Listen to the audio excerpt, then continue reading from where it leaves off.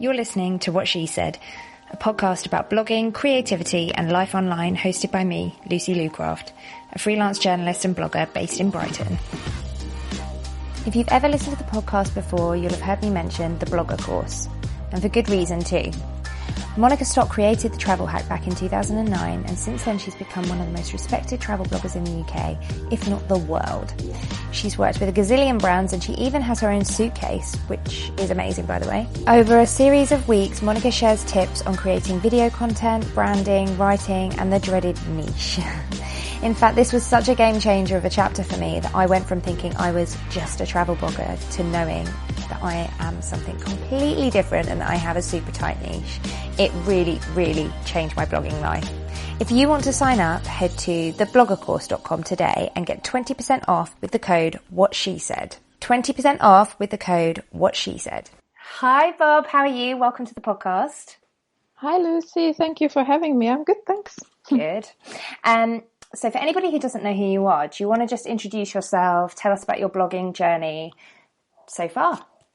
Sure. So my name is Barbora, and I'm originally Czech, but I live in Norway for almost 5 years now. And after I moved here, I started to blog actually and have an Instagram account because I was a bit disconnected from friends and family and had some struggles in my personal life as well. So I felt like I needed some outlets to get a bit more in touch with myself and with my own personality and creativity. So I had another Instagram account before, which doesn't exist anymore, and was more connected or focused on interior and a little bit DIY tips. But then when I got out from my very unpleasant relationship, I really wanted to start over completely and start over as myself. So I started Her Internest, which is my Instagram home and also name of my blog. And I started to explore my personality again because after the relationship I was in for a couple of years, I really lost my personality completely. And I couldn't make a decision about what I want for lunch and what I want to wear. And I was so confused and I felt like I am an empty person. So I really used the creativity to explore and discover myself again and somehow find out what is it that it's me and what is it that I want to do compared to what are all the voices in my head telling me I should be, I guess. It's interesting, I think, the journey that you've gone on as well, even in the time that I've known you, which is only like, a year, something like that, 18 months. Because creativity plays such a part in healing, I think. It's one of the messages that I feel like you give out. So I wanted to talk about your Instagram journey so when we met, I think we both did the Insta retreat together, and you just blossomed. You went from... But also, I don't want to talk about the followers too much, but this is a good way to indicate what happened for you. Yeah. That you went from, I can't remember how many followers, to like 20,000. It was like 1,000 to 20,000 in a really short space of time. Yeah. But in that time that you were doing this, that your creativity was flowing, then suddenly you had some real struggles kind of personally with that growth and the rules. I'd love you to talk a little bit about that. Yeah. Well, I started in March 2 years ago from zero, and now it's 25,000. But I have not been growing for a couple of months because I don't really care about it anymore. This is why I love you. You're so funny. Because I think there are things you can do to grow, but you never can guarantee. But I can see that if I make an effort, I get new followers. But if I don't, I don't. You know, it's quite like that. But because I was growing, and you know, we all have this mythical goal of 10,000 and swipe up, and that was always what I wanted because that sounded like amazing world to be. But then it just kept growing, and then I started to struggle with recognizing if I do this for myself or if I do this for my followers. Although I love all my followers, they are really amazing people. And I'm so grateful for the people I attracted. But still, I felt like most of the work I was doing was for other people, because I knew this is what they expect from me now, and I knew this is what they really like and enjoy. So I felt this huge responsibility on my creativity and what I put out there. But in the same time, every time I asked them about it, always the reaction was, well, just do whatever you want. We will love everything you do. But there is this disconnect somehow, that you assume that that's not really the truth. They just say it because they like you, but you kind of also see the numbers, and the reality is not always there. So I felt really trapped in my own creative world in a way, because I just didn't know how to get out of it. And then so I took a little break from Instagram to really think about it and create just for myself. And then I started to post less frequently, but it didn't really help. At the end of the day, I just had to decide, who am I creative for, and what am I creative for? Like, what is the reason I'm actually being creative? And when I started to connect to that and think about, okay, I started to be creative to explore my own personality and be allowed to be my own person. If I focus on that, I feel like this autumn I found my way back to what I wanted to do, and I really care much less about the reaction as well. But people still like it because they know I'm being authentic. But do you think that is something, because I see a lot of people that have a big growth, and then they get to a stage that you're at where they're like, oh, actually I'm trapped. I don't want to be posting every day. I don't want to be constantly looking at different hashtags to use. I don't want to constantly be trapped in this one style that I've become known for. And then they'll say things like you're saying, in that, oh, I'm done, I just want to post for the fun of it. But do you think that that's kind of a privilege because you have those numbers? So for you, yeah, okay, you're not growing, but you have those numbers already. Yeah, I suppose it is. But yeah, I suppose it's a kind of both ways, because it's a privilege because I've already gotten in the level, and I'm not making living out of my Instagram. So I don't have to worry that much. Of course, I would love to build my creative business out of the numbers I have one day. But in the moment, I have a full-time 9-to-5 job, which is paying my bills. So I don't really have to worry about the reaction or about losing followers, because it's not going to impact my life that much. But I can see that for people who rely on their Instagram account, and it brings them living and they feed the whole family. Of course, the situation is not the same, because they really need to pay more attention and really take care of themselves. Yeah. On the other hand, I feel like if you build your business or your creative account on the idea that you want to be likable and you want the people to like what you are doing, you will be trapped from the beginning, and you can never get out of it, because you will build those numbers on something which is not reality, or which is not nothing you want to do. What do you mean? Talk more about that. That's interesting. Well, I mean that if you think about, I'm sorry, but my boyfriend is just knocking on the window. Oh, I see. I wondered what the knocking was. Yeah, go for it. And I just kill him. Just give me sorry. I'm recording the podcast.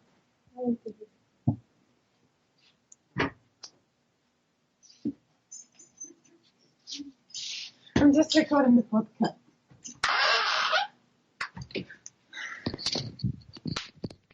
He's not supposed to be at home for 2 more hours. Typical. Sorry. Should we... That's okay. Just carry on. So I'd said, I think that's interesting, talk more about it. And you were talking about people who start off with an account that is to kind of please people. They're going to be trapped from the beginning. So if you just jump back in as if I've asked you the question. Yeah. So I think it is, you mean repeat it all over the last part? Yeah. Well, what I think is that it is quite a dangerous place to be if you start off your business or even creative journey for fun, really. I can see it in many people, and they are unhappy they will be unhappy on the way, because they start thinking about what people would like them to do and what people would like to see from the beginning. So they don't sometimes even know what they like personally.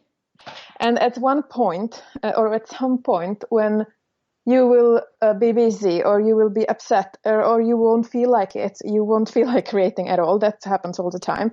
It will be super hard because you won't be doing it for yourself at all. You will be just doing it for other people.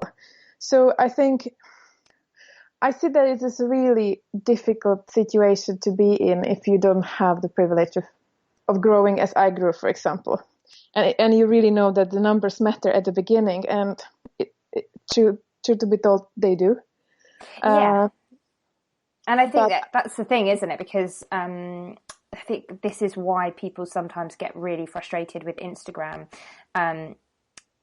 is when they see the advice out there, which sometimes I don't think is very honest. I think it presumes a lot of scenarios that don't exist anymore. So, you know, when people who got big like 5 years ago, or even 2 or 3 years ago, even a year ago, it's different now. The landscape is different now.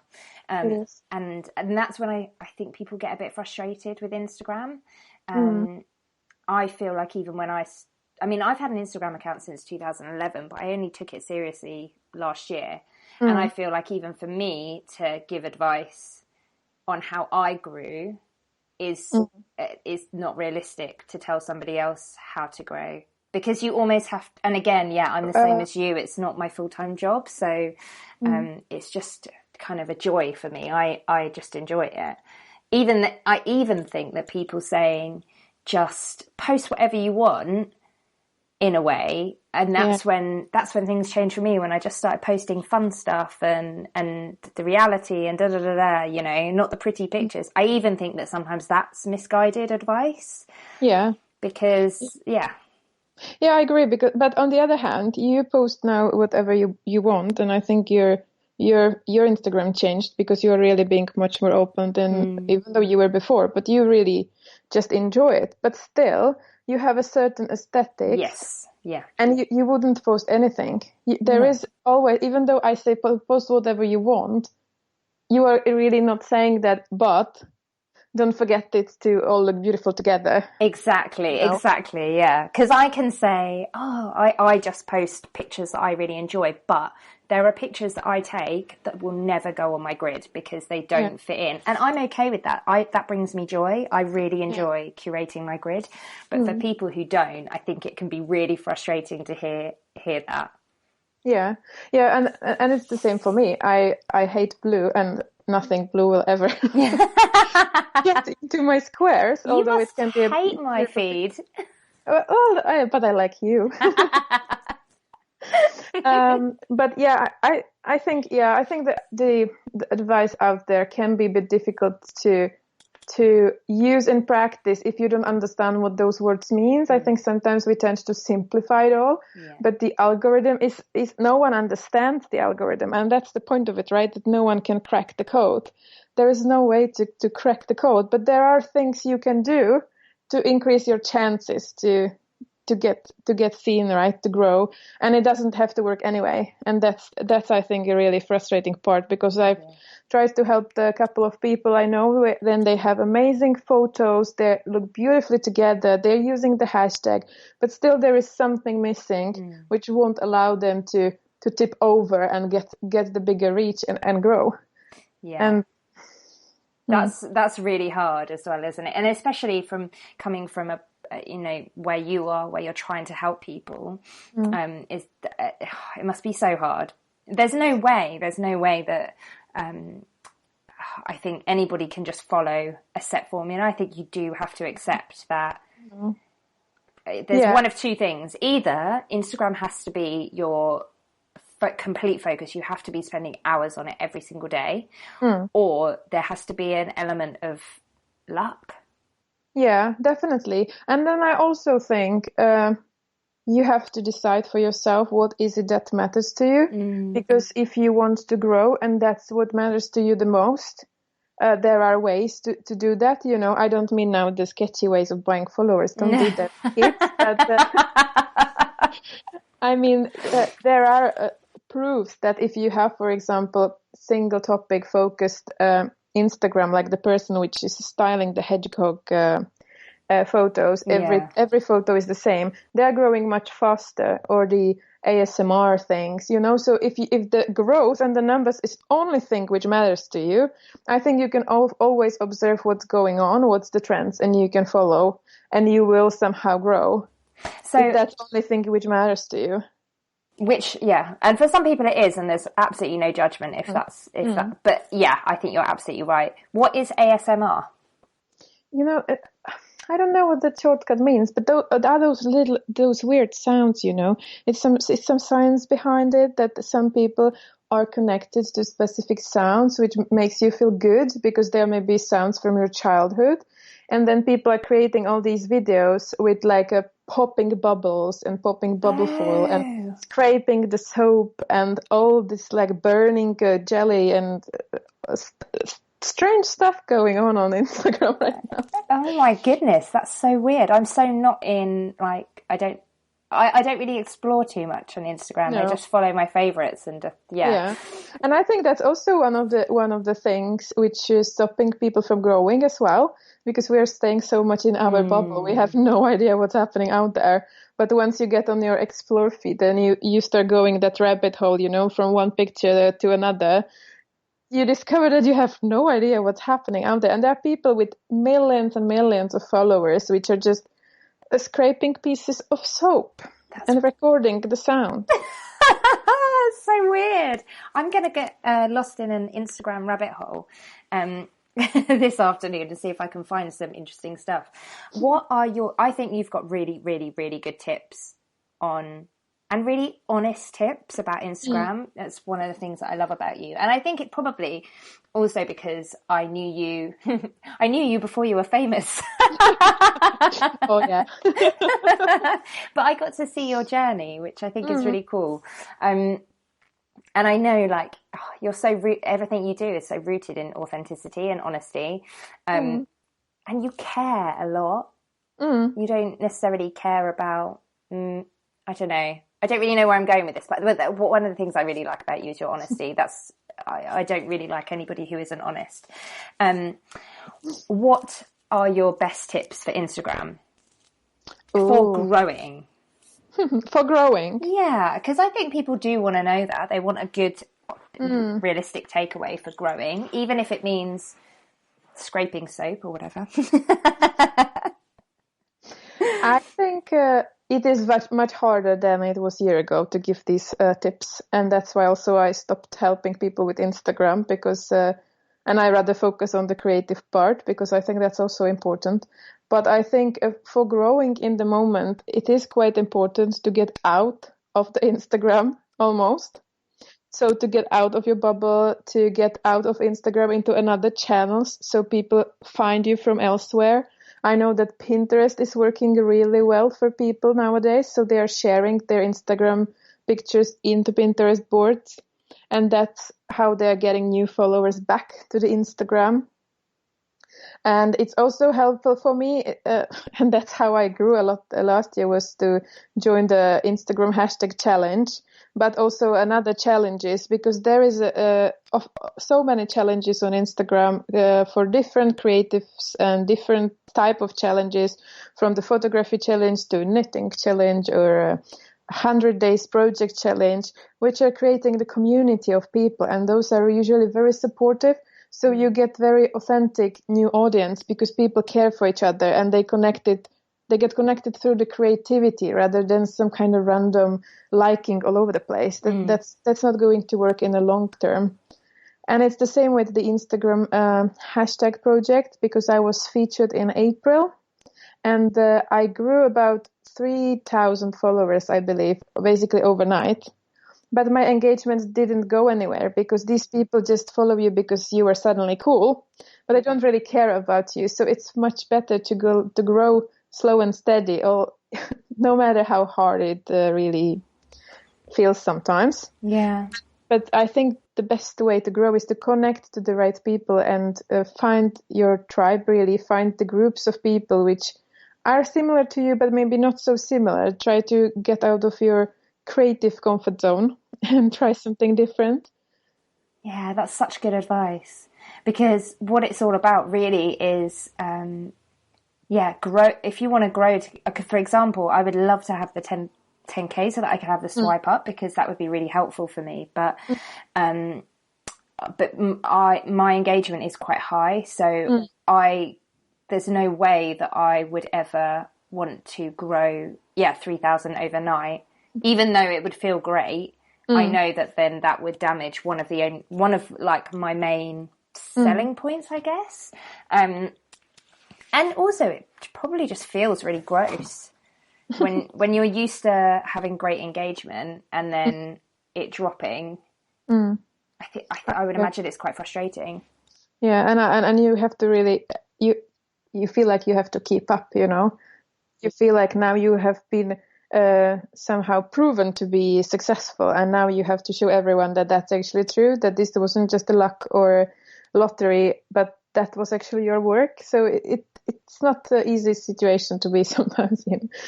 But I think growing through what you are doing, through the creativity, and also what helps is to really care about the people which are following you, because those are the best advertisement for you.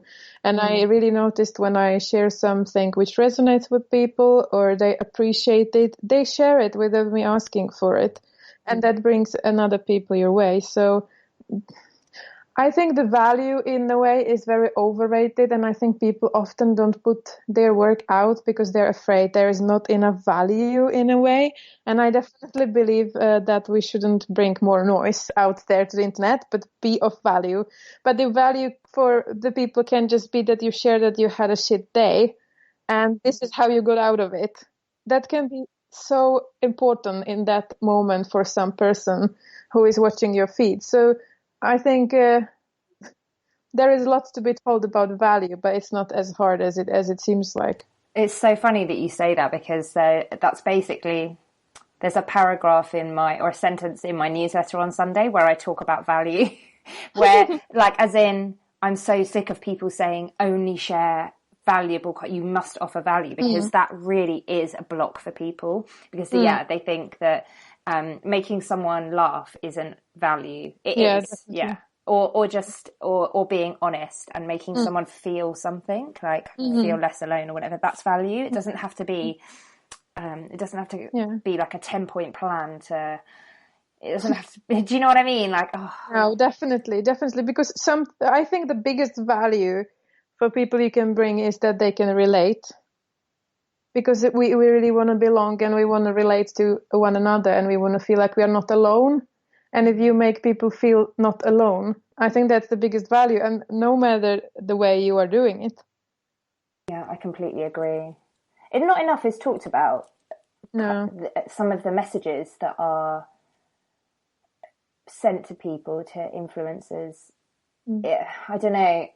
Value is definitely one, and there's so much other stuff. Don't add to the noise. I completely agree with you. But yeah, there's not enough talked about some of the blanket, simplified bits of advice that are thrown out there into the ether that can be really confusing and actually really misguided.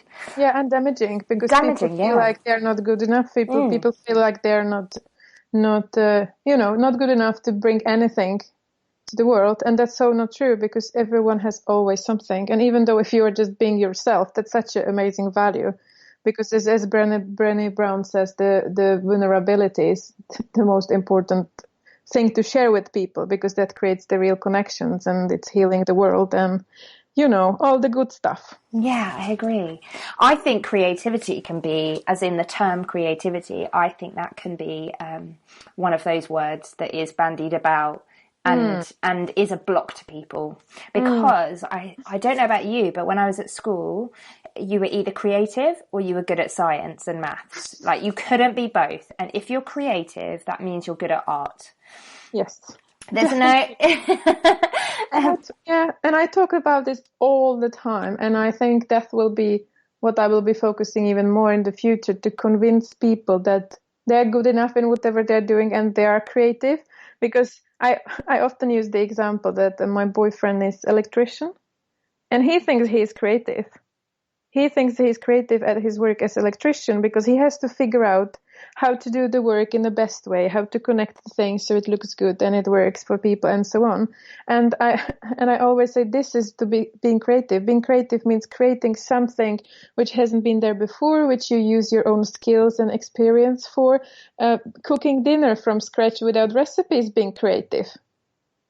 There is no difference in the process between cooking dinner from scratch and making amazing painting. The process is exactly the same. We just don't say it that way because, as you say, in the school they tell us, I can't draw. I can't draw. I can't do pretty much anything. I've never been really good in art classes, but I'm still creative. I love that. That's such a good example. And I love that your boyfriend is like, yeah, I'm creative. That's right. That is absolutely right. If you're a scientist or a doctor or whatever, you're creative. You have to come up with problems. Definitely. Come up with answers to doctors, problems. Because everybody is so different. Yeah. And they really have to figure out how to make it work and make it look beautiful. So. That's so true. That's such a good example. I love that. So how are you going to focus on creativity next? Like you mentioned that's going to be kind of your focus. I know you don't offer your specific kind of Instagram help, but how are you creating content around creativity to help people? Well, I just finished my first online course, which was called Creative Common Sense, where I wanted to help people to find the logic in creativity and really crash all these myths and disbeliefs to be able to be creative. To be honest, I didn't really enjoy it that much. Didn't you? No, because for many reasons. The people were lovely and I think they got a lot of value, but I think it's important to try anyway. And because if you don't try, you won't find out that this is not what is for you. But I really feel strongly about the confidence, I really want to focus on the creative confidence and try to find some ways, I guess, through my own example and also through sharing whatever I learn and read, because I like to read and collect information a lot, to encourage people to be creative in their own way and just try to find a way to make it work, even though they're the business or they are creative for fun, because I think the creativity is so important in our life to keep our brain going and to not really settle in the routine, because I feel that's just killing our soul. Yeah, I totally agree. So I don't have any special plan in the moment. I think in the moment I really want to focus on my own creativity, so I can be really confident in saying, yeah, I am really confident in my creativity, and I want to help you out with that as well. Yeah, I love that. That's brilliant. So, where can everybody find you online? Well, you might have already gotten the idea that I live on Instagram. And my handle is her internest. It's not internet, it's internest, which is a new word made out of internet and nest, because that's what I wanted to create online. So you can get in touch with me on Instagram, and I think that's where I'm the happiest and when I chat with the people the most. And your website is herinternet.com. Perfect. Yes. Thank you so much for being a part of the podcast. Thank you for having me. This is really fun. And you can find me at Lucy Lucraft everywhere, but I mostly hang out on Instagram. You can find old episodes of What She Said over at lucylucraft.com, where you'll also find me chatting about all things blogging, travel, vegan life, and zero waste living too. Lastly, I know everybody asks this and it's a total pain in the ass, but please think about leaving the show a rating and review. It makes a huge difference to getting the show out to new listeners, and for every review you leave, I'll donate £2 to charity. So that's £1 for you and £1 from me. The chosen charity changes each month, so listen out for it in the intro each week. Thanks for listening.